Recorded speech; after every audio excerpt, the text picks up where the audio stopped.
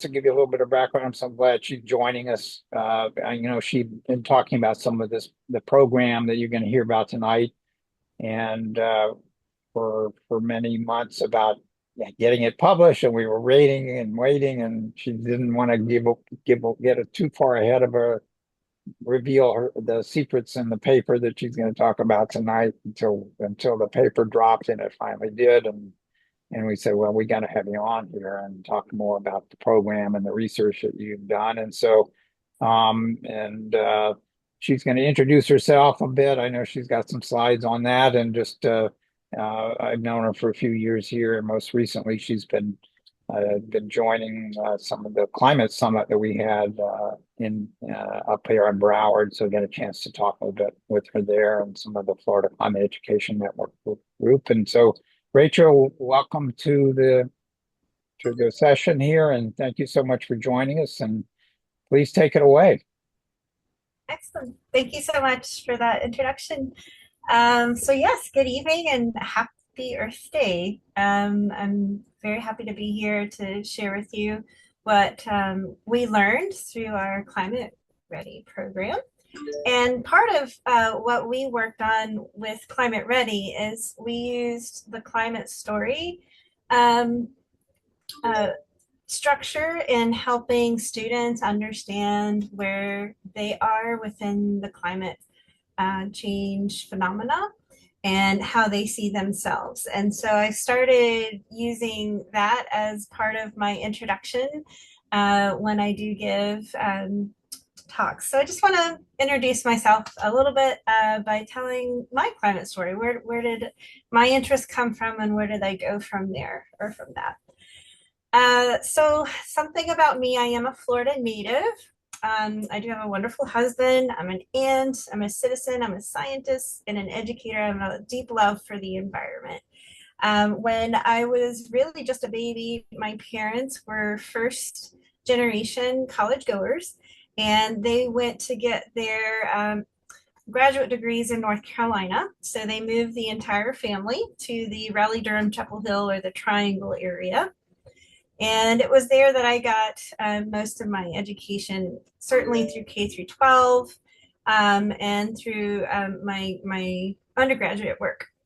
But before I got into undergraduate, I started to learn more about our ecosystems in North Carolina, but also in Florida too, because we spent a lot of our vacations down here with family. But I was really curious about where our water was coming from, where it was going, and what affected water in general.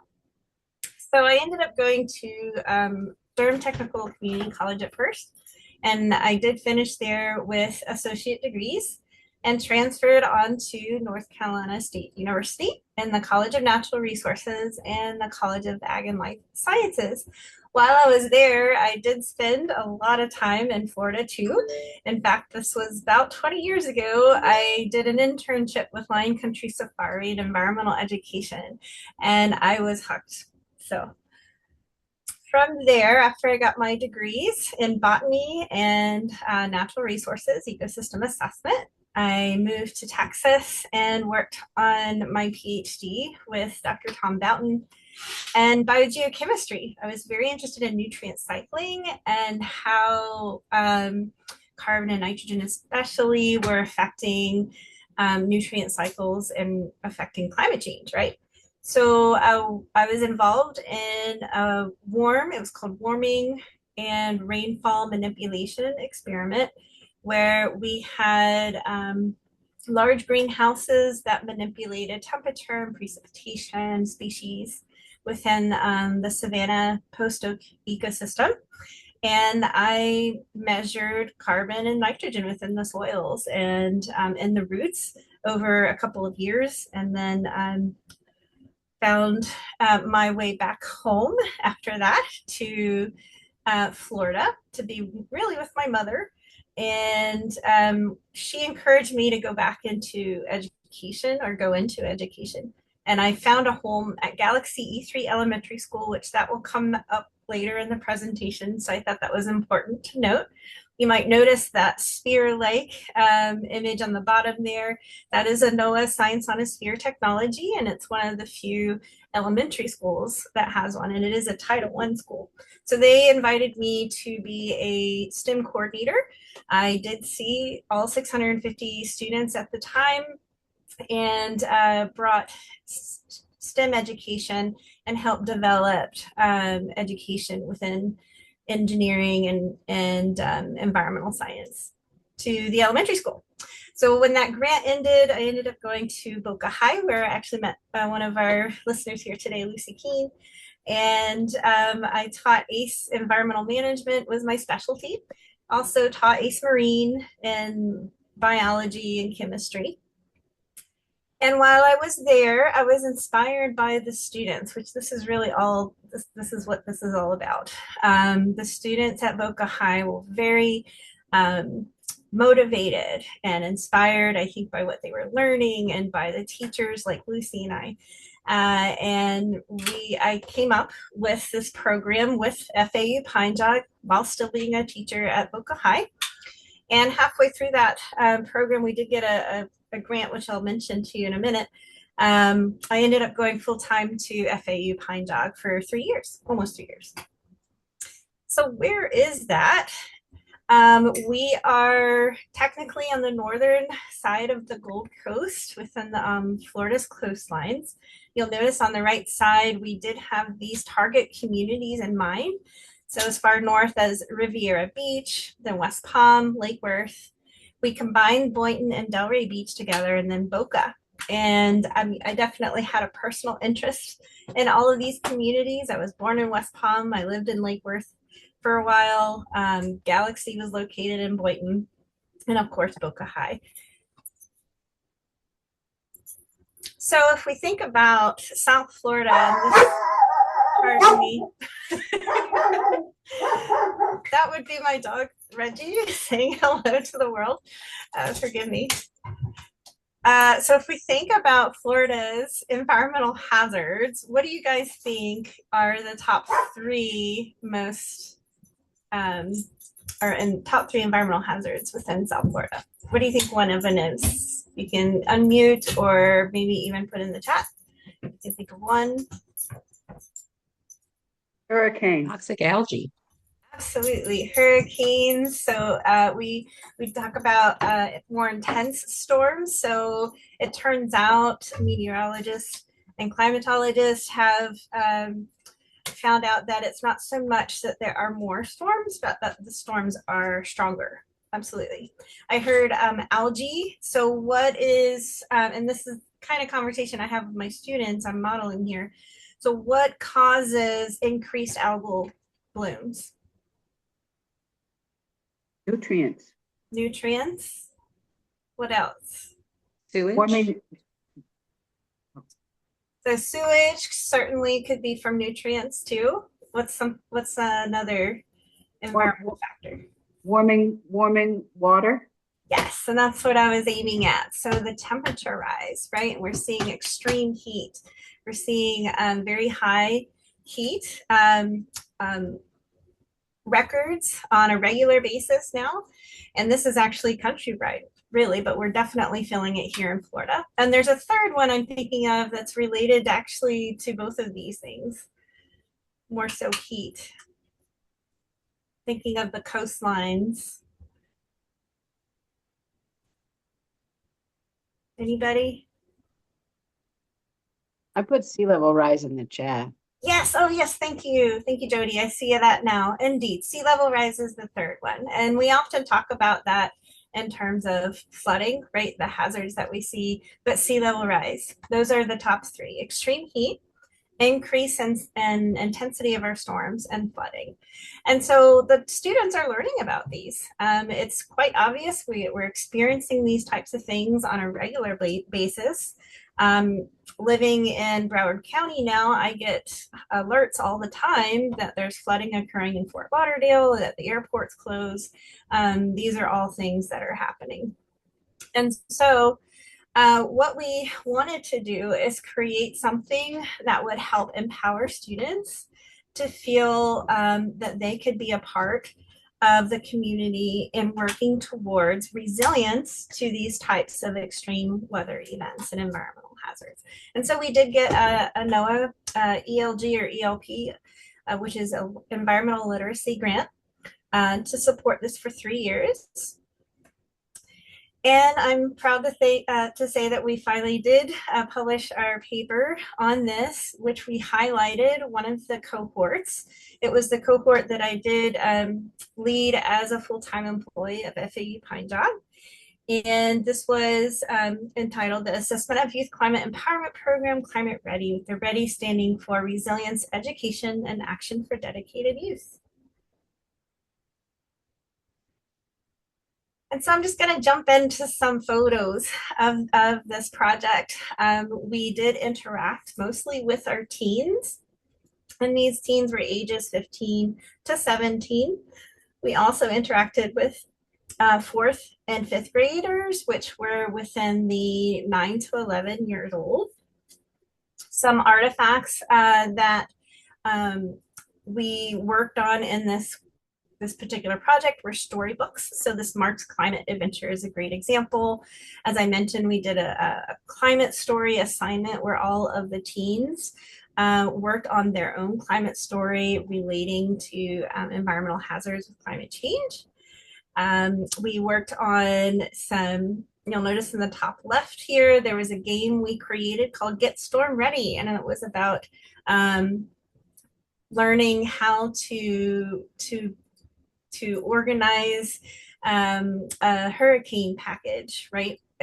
Getting ready for the storm. Oops.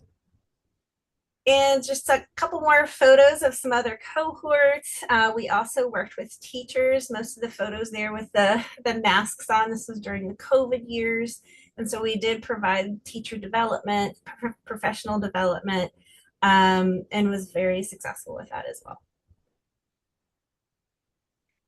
So our objectives, we split into, for all of our students, ages 9 to 11 and 15 to 17, and then we separated specific objectives to the teens and then the younger group, the after school group.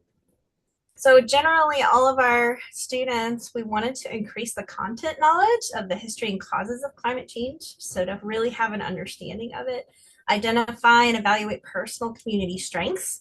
So place-based, this is a very place-based project where we had the students evaluate community strengths and vulnerabilities to these extreme events.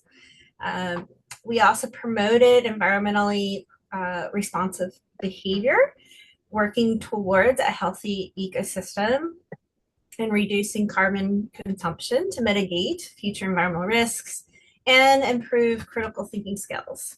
So for specific to the teens, we wanted them to design and implement community resilience related service learning projects based on local environmental challenges. And we wanted to empower them to act as agents of change, not just that they are watching what's happening, but that they are being a part of the community. And then for the younger students was to really improve their knowledge as well, as we mentioned in general objectives, but also to create a story, use storytelling as a tool to help them relate to what's going on within our community in terms of climate change. So our community impact was pretty good. We were able to recruit 25 high school students and create a 3-semester dual enrollment model. In the summer, they attended what we called the Summer Teen Institute, and I'll show you a snapshot of what that looked like. And then in the fall, we paired them with the 4th and 5th graders. And then in the spring, they took that knowledge that they learned in the 2 semesters and went out into the community for through community engagement activities such as festivals and library talks, etc. So as a whole, if we add up all the numbers, it was really over about 700 roughly individuals that we were impacting in our community of Palm Beach County. So we had a very intense Summer Teen Institute. This is our schedule that we used for that year. That was 21, summer of 22, 2022. And you can just see from it, we had speakers, we had time for them to work on some of the assignments that we gave them. That bright red is time in the computer lab. We did have some time for documentary and reflection in the auditorium, classroom time, and then field trips, of course. And actually, as this program evolved through time, we actually added field trips later on in its later editions. But the original 3-semester edition, we went to the Galaxy E3 Elementary School that I told you about with the Science on a Sphere. Learning about how they were able to achieve platinum level LEED certification as a facility, and also to learn more about climate and our sustainability and our ability to be resilient to changes using the Science on a Sphere, which is quite effective. And then visiting with the Mangrove Nursery. They call themselves Mang, and they sell SPF clothing. And the proceeds that they get from that helps to fund the nursery of mangroves, of the 3 main that grow here, which are white, red, and black. And they then actually do restoration projects on our coast. So the students learn hands-on experience through what soft coastlines are able to achieve for us, and being resilient to things like sea level rise and stronger storms. We also had speakers. And at the end, we had this graduation ceremony, and we asked all the students, if you can think of some words to create a word cloud for us, what comes to mind. And so what's really big, right, are more students are voting for that term. So resilience is really big. Climate change. Fun. That was kind of unexpected and exciting that they actually had a good time about learning about these things and being a part of the community. And Science on a Sphere seemed to be an impactful tool. So that was great. So that was the summer. And then in the fall semester, we did have online meetings and some Google Classroom type assignments. But the majority of what they were to accomplish that semester was to pair them with an after-school group. So we taught them to be educators or teachers. They were the facilitators of these 4 lessons that we came up with. The first lesson is climate basics, followed by, it would be once a week, right? So the first day they saw them would be climate basics. The second week, they would cover local solutions. The third week would introduce them to story time and creating that storybook that I told you about. And I'll show you the template for that. And then lastly, the fourth week together, we would actually go on a field trip to Galaxy E3, experiencing the Science on a Sphere and looking at all of the things that made them a more sustainable school and resilient to change. And so here's a look at that outline that we created. We had the students create a main character, a climate impact, so like the 3 that we were just talking about, and then what kind of action solution can we work towards being resilient to those climate impacts. And of course, it takes a community, right? That phrase of it takes a village. So what were the 3 helpers within the community that helped them get through that action or solution? And so we found that this template was super effective in helping create the stories in a shorter amount of time. I've used the storybook lesson similar to this in my classrooms as a high school teacher, and I spent a lot more time on it than we did with this project. So we had to really condense it down, and we found that this template really made a difference. And so here are the 5 storybooks that the teens and after-school groups created. Some favorites would be Pablo Protects the Community from Extreme Heat. There was actually a student in this class that suffered a heat stroke. The ambulance had come by to the school, and the entire school was very worried and affected by the situation. And so they wanted to learn more about what that was all about. Why did it happen to them, and how could they prevent that from happening? So again, being resilient. And then the last semester, again, is going out into the community. And some of my favorite photos are probably the top 4 up there. Was part of a community project that was partnered with the Office of Sustainability in West Palm Beach. And actually, I think this was Office of Resilience, the County of Palm Beach. And we went out to Belle Glade, which is closer to Lake Okeechobee, and we were able to help them with community mapping. So we actually portrayed the second photo on the top there is actually a map of Belle Glade, and they are working with the community to look at their community assets, what's important to them. And it working towards a resilience plan for Belle Glade.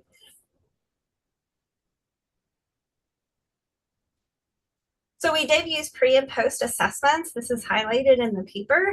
And for our climate ready ambassadors, the data indicates that they definitely improved their content knowledge of climate science and climate change. It improved their sense of place through the place-based research and activities that they went through in the 3 semesters, helped improve self-efficacy. So they were more empowered, right? Which sense of empowerment is up there. It helped build relationships within their communities, and not just with adults, but even their younger generations. So crossing the spans of generations there. Built and strengthened their communication skills. They really blossomed and flourished in being able to talk to communities. It can be really intimidating for a young person. And really it takes practice as teachers, right? We understand that. And so indeed, they saw that as well. They helped gain confidence, and they provided a leadership role through mentoring those 4th and 5th grade students.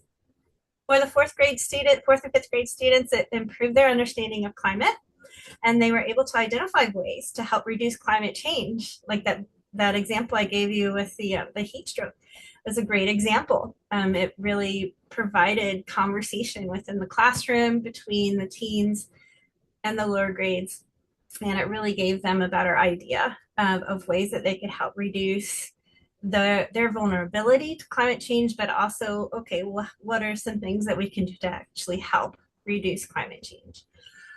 Carbon sequestration, that kind of thing.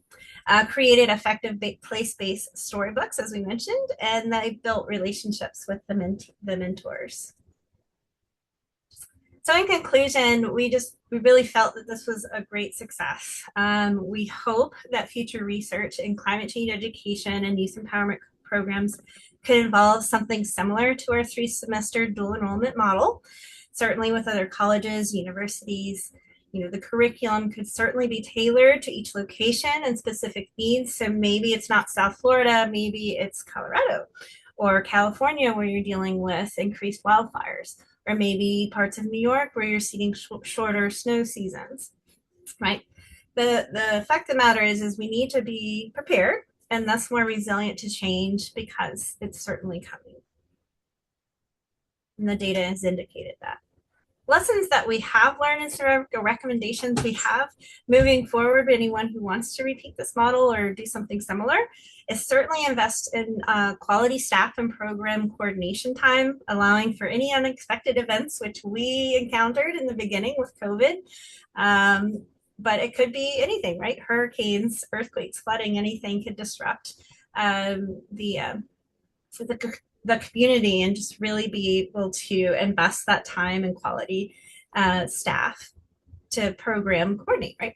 Also plan for multiple in-person recruitment meetings. I wish we were able to do more.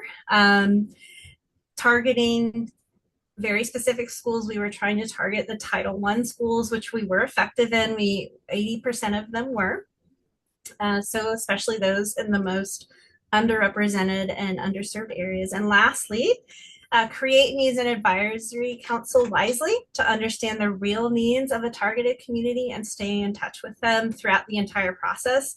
This is something we did do, and we were very loyal to our advisory council. We appreciated all of their input and certainly used what we learned as we progressed through the program management, and they played a major role within our success. And so that's all I have for today. There is a link there for the paper if you'd like to read more if you haven't read it yet. And I would hope to have a discussion for the rest of our time together. If you have any questions, please let me know. Thank you.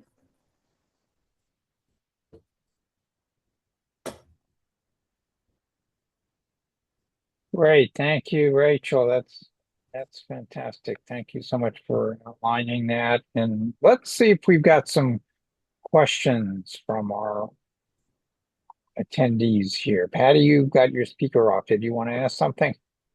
Well, I was just thinking so many wonderful things about what you just presented, Rachel. I think that's a magnificent model. I love how it developed, the building with through that full year and the outcomes with stories and reaching into the community. I just think it's brilliant. I love it. I'd love to see it all over the country. So I'm very glad to be learning about it today. Excellent. Thank you, Patty. Mhm. No, Tiff, I've got a question. Both you and Patty are in Colorado, and Rachel mentioned the applicability perhaps of some issues in Colorado. Tiff, have you got some, stories that are, she covers, I'm wondering if some of the curriculum that you've been developing is sort of similar with respect to the community resilience side of things. Tips on.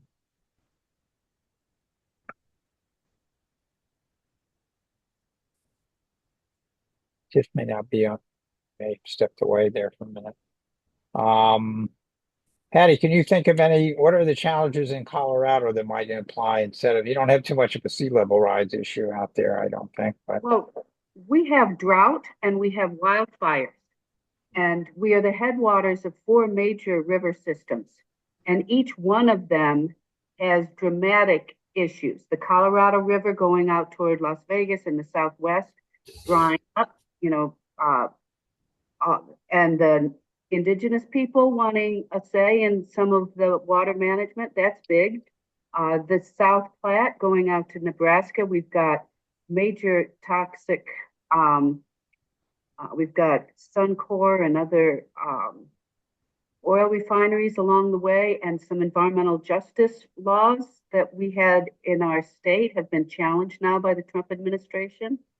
Then we've got the Rio Grande River down going out the south part of our state that is got a whole bunch of challenges down through New Mexico, and then the Arkansas River going east, and how it's drawing down the water table for agriculture. All these are massive issues related to water, related to drought, related to climate change. And I think our state is kind of struggling how to deal with all. I mean, our wildfires, just look at what happened. Our town of Louisville, 1,000 homes got burned up, and that's right in a suburb. It wasn't even, it was a good distance away from where anybody would think fires would happen.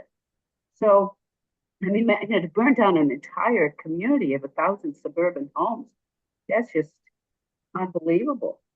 So, yeah, we definitely have big issues that people need to be better prepared for.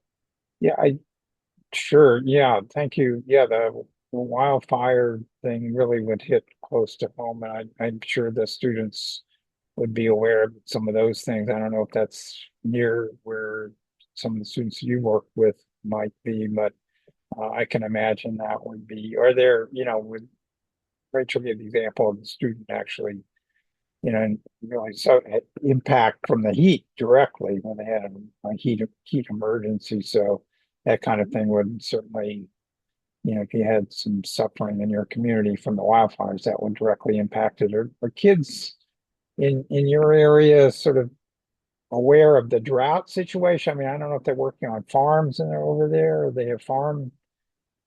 That I would think that some of the farming families would sort of feel that directly. Are you talking to me or Yeah, yeah.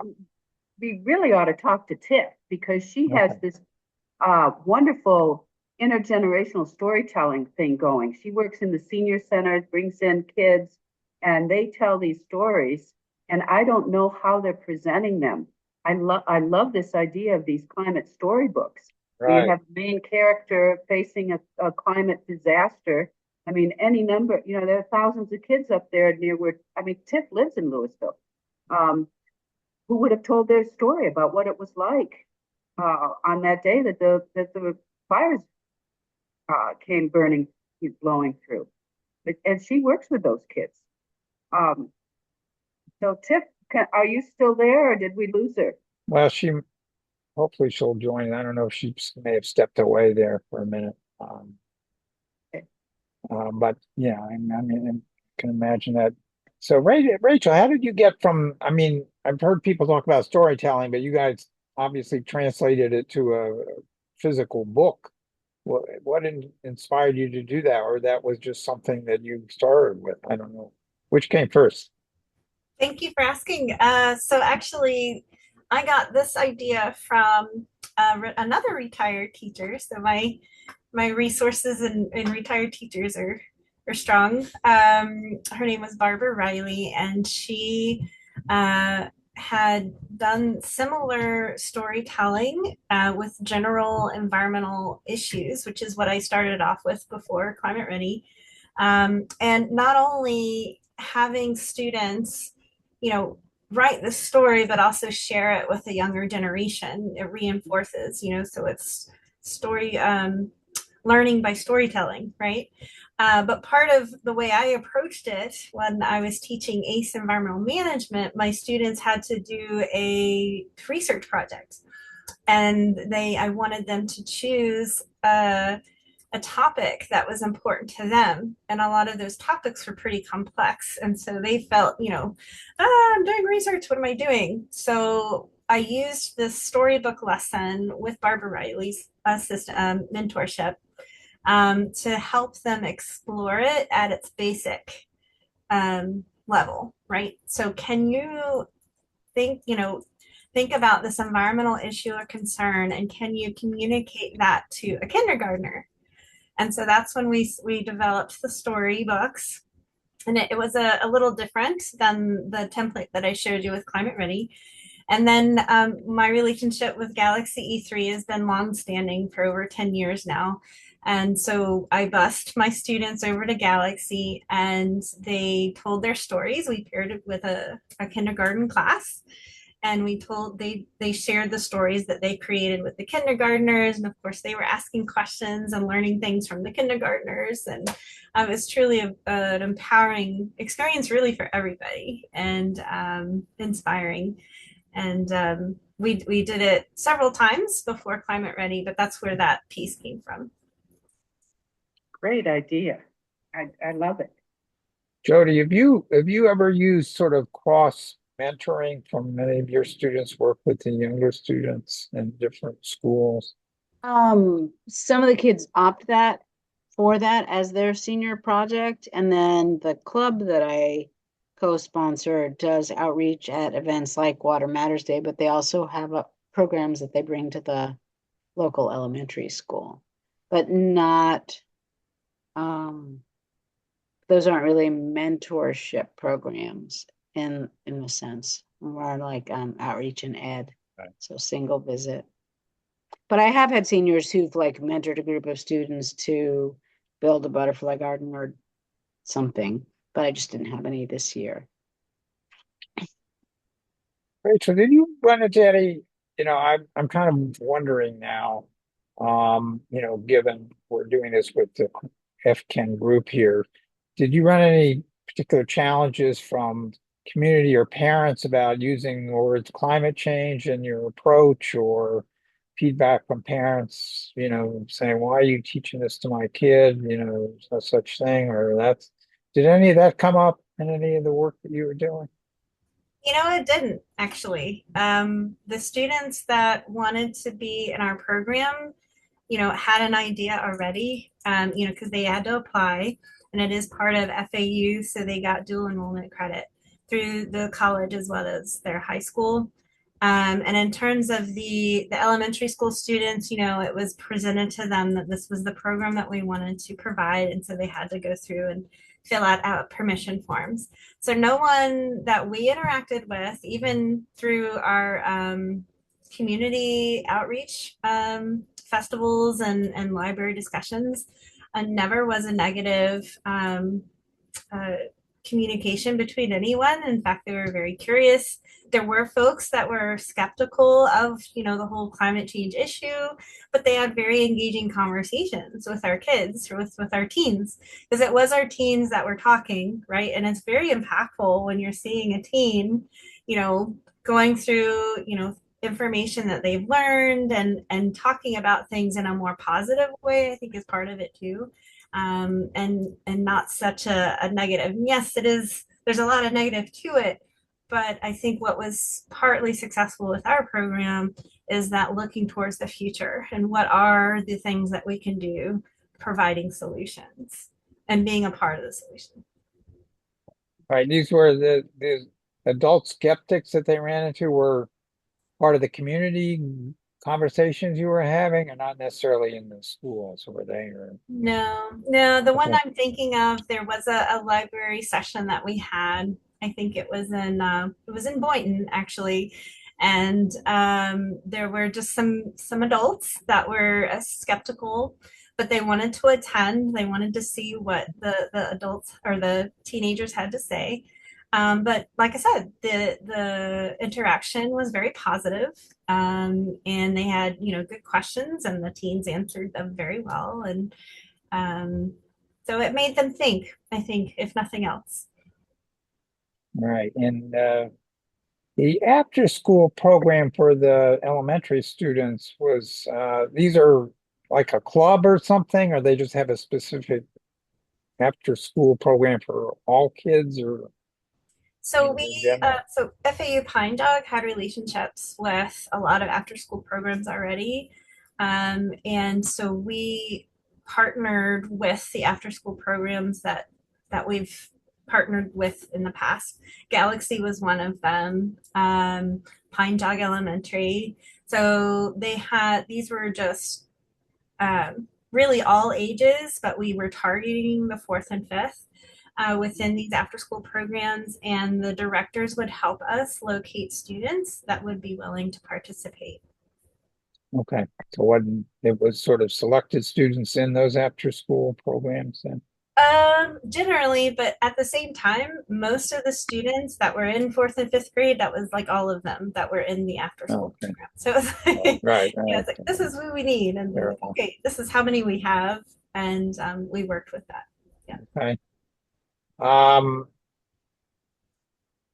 how did it, I'm thinking about Lucy here. Did any of the teachers in kind of say, oh, gee, this kind of was very interesting. I don't know if you had teachers observing it, after school, they may or may not see some of what's going on, or maybe they see some of the storybooks and the students are doing. But did you have any interaction with them about, well, gee, maybe that's something I want to try next year, you know? Rachel had a profound effect on our students and on our teachers. The first few even weeks she was at our school, I saw that we had a real exceptional gift given to us at Boca High. And it was funny, I was having to pass on an award called the Thumbs Up Award at school for somebody who's done some outstanding things at school. It's a colleague to colleague award that we pass on to each other. And she, within a few weeks of just being a new teacher there, I passed the award on to Rachel because she had already, I couldn't believe what I was hearing. She was transforming so much of, there was a void in the environmental program at our school, and she stepped in, and I never seen a person juggle so many fires at one time. And it was really amazing how many irons in the fire she had. So she revolutionized our recycling program. She got teachers involved where there was nothing. It was all being thrown out and there wasn't a recycling program. She energized it. She motivated the students, the teachers got involved, and it was just a wonderful program to see. And then she also inspired my former students I had taught previous to her. I see a young man got so inspired. He developed an aquaponics program at school, and she helped him develop a design. And they did an incredible model that they took and transferred to was it a South American country? I can't remember. And they placed this for the people where they could not access fresh fish and vegetable. And so it was really remarkable to see my student and how inspired he was to come up with this whole model and with Rachel's support. And so it was one thing like that after another. It was just amazing. At the time we had her there, that she inspired the fellow teachers to also continue on some of these programs when she left too. Oh, that's fantastic. It Rachel, is. you're very much loved in that community. Yes. I can tell. Thank you, It, Lucy. That's so sweet. it makes me wonder, well, here's a question for you, Rachel, about, for this particular program. Are you guys following or anything there to follow the high school students? What are they doing after? These were juniors or seniors, or what was the group? What's happening with them after they finish this program? Is anybody tracking that, or what's going on? Actually, I'm so glad you've asked. I actually presented a presentation at the last American Geophysical Union meeting in December, and it was called Beyond Climate Ready. And it was looking at students where they are now. And so I had a handful of students that I mentored actually throughout the entire program from the first cohort to the most recent. They did a YouTube video that I'm happy to share with y'all. And it's testimonials from them really telling their story using that whole My Climate Story model, but evolving it and where they are today. So students such as Daisy Lee, she's in Stanford, I believe, yes, and she wants to be an astronaut. Oh my God. and wants wants to bring more sustainable practices. Of course, it's a very heavy fossil fuel industry, among other things, and so she's bringing these ideas to make things more sustainable. On the same level, another student, Logan, wants to go into aerospace engineering with the same same thinking. We have another student that's going into the medical field and is double majoring in environmental sciences. And one other student that's actually at the Yale School of Sustainability. And so all of these students, they provided videos for us to share, which I shared at the presentation. So they're moving forward, and I still am in contact with them as a teacher using Google Classroom for so long. I do use Google Classroom even today to keep in touch with those students. They ask me for recommendations all the time. One's trying to get into law school and has already finished, the 4 years at FSU, I believe. Wow. So yeah, they're doing great, and I just stay in touch with them, and I just know they'll be excellent in our community moving forward for sure. Fantastic. No, those are great stories. Thank you. Thank you for that. Do we have any more questions from our group here? Or, all right. Ways that you're thinking you might apply some of this. I've got a question. Rachel, do you know anything about Sunday coming up in September? Have you heard about Sunday? This is going to be a huge event, kind of a combination between Earth Day and hands-off marches. And we are looking for environmental educators to share in schools and get kids out into parades and events. And would love to talk to you more about that. This is something that is being sponsored by, well, thirdact.org is one of the organizers, and Scott's involved with them, the Third Act Educators Group. I would love to explore some possibilities of how teachers could widen the scale of what you're doing to all across the country. I'm being a little bit ambitious here, but I think the idea is to get millions of people out talking about clean energy solutions and having people envision a more beautiful future than what we've got now. It's causing so many kids so much climate anxiety. Exactly. Yeah. I would be very interested in learning more for sure. If you could Okay. give me some information. Okay. Here, I'll have my email up, but I'll go ahead and Yeah, put you it want in to the chat. drop that in there? And I think Lucy, since you're retired, you might be a good candidate for this here, this third act educators. I think you could. I do too. Yeah, it's very, very interesting. I am temporarily heavily involved in elder care in North Florida, and I live in Uh, South Florida.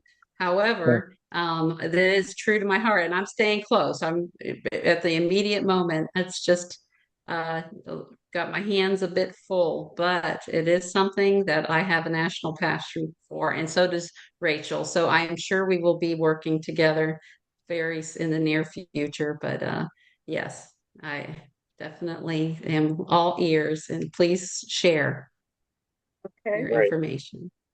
Patty, And are you on LinkedIn by chance? No, although I want to. Okay. I should get involved.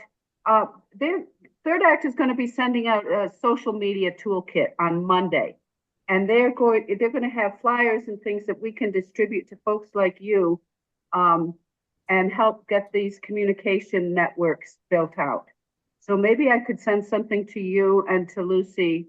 I'll send it to Scott, and he can send it to whoever he right. wants. Okay. And so that we can get this word out and find people who are able to take it on. It's not for everybody I Right. mean, it's a lot involved. Yeah, I'll be happy, Patty. What I'll try to do, of course, I'm gonna, we're doing a recording right now, so my plan is to sort of make sure I send the link to everybody that RSVP'd for this presentation, so we make sure that people who weren't able to join us get a chance to see this. But if you've got some materials you want me to send along with that email, I can pass that along too, and to our FCEN Google group here. So that'd be great. So appreciate that. And I do, we're closing up the hour here. I just wanted to share one thing in case folks, want to come back. We've got one more session for this school year that I wanted to let people know about. If I can find my flyer here, if you can see that, we're going to have Nancy Mateer, who I got to meet Nancy when she worked at Broward County. And she's now the vice mayor of one of our municipalities here in Broward County, Coral Springs. And she's got a very interesting woman who, and I didn't realize this, Rachel, until, I talked with her a bit at this Broward Climate Summit we had a couple months ago. And she's done amazing environmental outreach programs in Coral Springs, and she's done a lot of fantastic stuff out there. I mean, Lucy was kind of giving us a testimony about your impacts, and my sense is that she's probably got some wonderful impacts at the municipal level that she can share with us, and to let people know, how they can help their communities prepare for climate change, like you were talking about tonight. So I hope some people will be able to RSVP and see what we can do with our municipalities out there. So let me stop sharing that. Uh, and we got any closing questions here or comments from any of our group? I do know that that very same night, the third act educators and the third act faith communities are doing a joint session on intergenerational climate storytelling. Oh, wow, And fantastic. I am going to be sharing with them, Rachel, your ideas. And also we're looking at other ideas, how to get these kind of stories out into the, like onto the streets and into solar and sun fairs, kind of like it's kind of like a county fair kind of format. How do you get uh, these kind of stories out and also onto social media, recorded? We'd like to see them recorded and dispersed through social media. So You know, those on that note, if you don't mind, and I didn't mention this in the presentation because it wasn't part of the paper, are but post, the 3 year or towards the end of the 3 year project in the summer, we partnered with a producer at PBS who owns or has her own production company, and we created what we call stories on a sphere.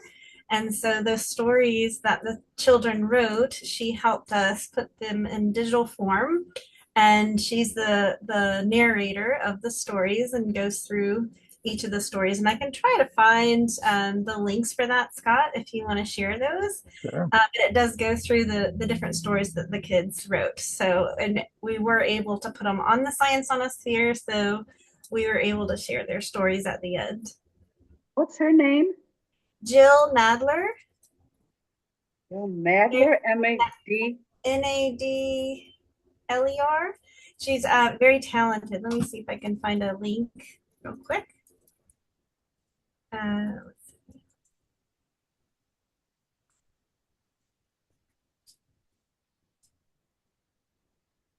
She calls herself a storyologist.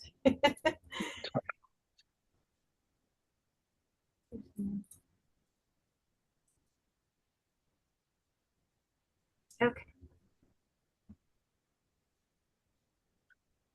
While you're looking there, I'm going to mention this to Patty because that's how I know Patty through of course, through this third act work that we're doing with educators. But, we've heard several testimonials tonight, Patty, about the importance of retired teachers giving advice. So I want to I hope you're making a note of that because that's a good point for our third act educators making a difference on some of this stuff. Oh, so Rachel just dropped that link in the chat. I don't know, did you see that? Yes. Okay. I was trying to find her more up-to-date website. She's got a different website, but that is her. Okay, great. All right, well, I'm going to stop the recording here.